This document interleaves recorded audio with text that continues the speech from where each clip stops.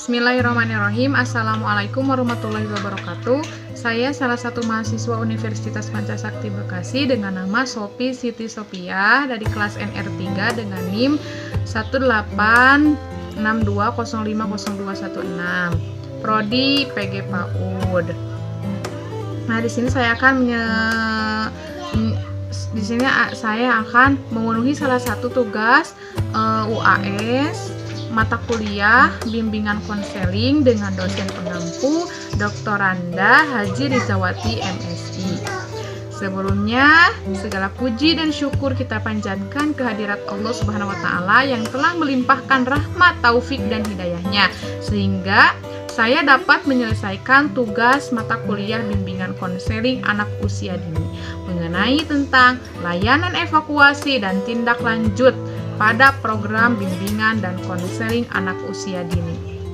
Dalam layanan ini tentunya harus memahami sebuah karakteristik anak usia dini.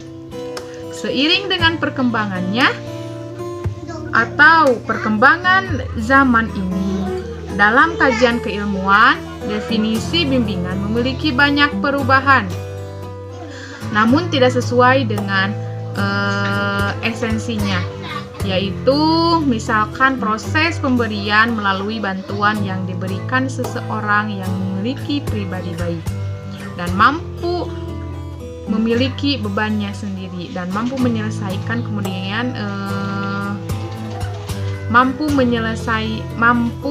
memiliki bebannya sendiri.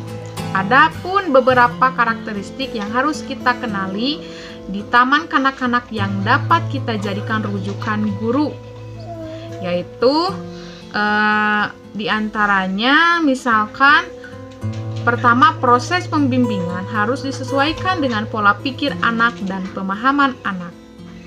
Contohnya seperti anak yang terbiasa menghisap ibu jarinya. Nah, ketika di dalam kelas kita sebagai pendidik menemukan anak yang sering menghisap ibu jarinya, pada saat itu proses bimbingan guru tidak bisa menegur langsung kepada anak bahwa kebiasaan itu tidak baik dan tidak sopan. Nah, pola pikir anak yang masih sederhana belum dapat memahami apa arti tidak baik dan tidak sopan. Nah, oleh karenanya, untuk memahami permasalahan mengapa si anak sering menghisap ibu jarinya, guru tidak dapat langsung melakukan dialog dengan anak. Kalaupun berdialog dilakukan akan membuahkan hasil yang sangat terbatas. Adapun layanan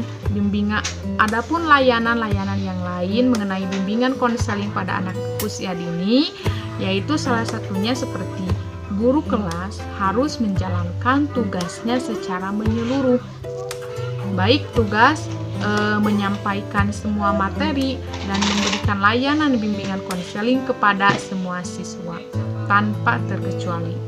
Nah, dalam konteks memberikan layanan bimbingan konseling, menurut salah satu ahli yaitu Prayitno pada tahun 1997 pada bukunya halaman 35-36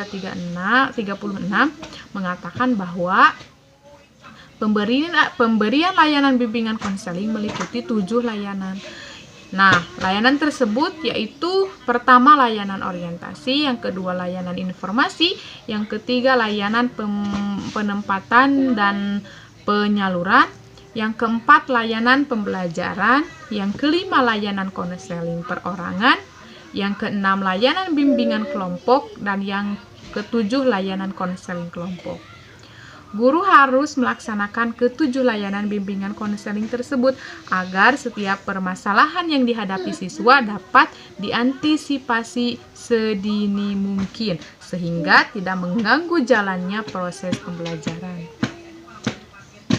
Adapun layanan tindak lanjut dalam program bimbingan konseling anak usia dini yaitu meliputi pertama ruang lingkup dasar. Nah, dari ruang lingkup dasar ini bimbingan pribadi dan sosial, melalui bimbingan pribadi dan sosial, kemudian melalui bimbingan belajar, melalui bimbingan karir. Nah, Kemudian ada ruang lingkup yang khusus. Nah, dari ruang lingkup yang khusus ini pastinya harus secara khusus dan tertutup,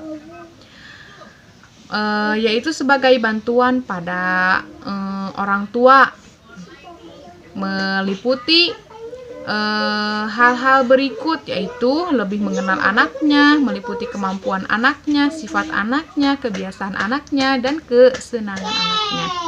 Kemudian orang tua juga harus mampu mengembangkan potensi anak yang dimiliki. Kemudian harus memahami mengatasi kesulitan anak yang dihadapinya. Lalu menyiapkan perkembangan mental dan sosial untuk masuk ke lembaga pendidikan selanjutnya. Nah, dari layanan-layanan tersebut bisa disimpulkan bagaimana bimbingan konseling diterapkan pada anak usia dini. Nah, mengenai kesimpulannya, mungkin mengenai layanan evakuasi dan tindak lanjut dalam program bimbingan konseling anak usia dini, yaitu guru harus melaksanakan ke-7 layanan yang tadi ya, agar setiap permasalahan yang dihadapi siswa dapat diantisipasi sendiri mungkin, sehingga tidak mengganggu jalannya proses pembelajaran. Dengan demikian, siswa dapat mencapai prestasi belajar secara optimal tanpa mengalami hambatan dan permasalahan pembelajaran yang cukup berarti. Mungkin sekian presentasi saya mengenai layanan bimbingan konseling pada anak usia dini. Kurang dan lebihnya mohon maaf. Wassalamualaikum warahmatullahi wabarakatuh.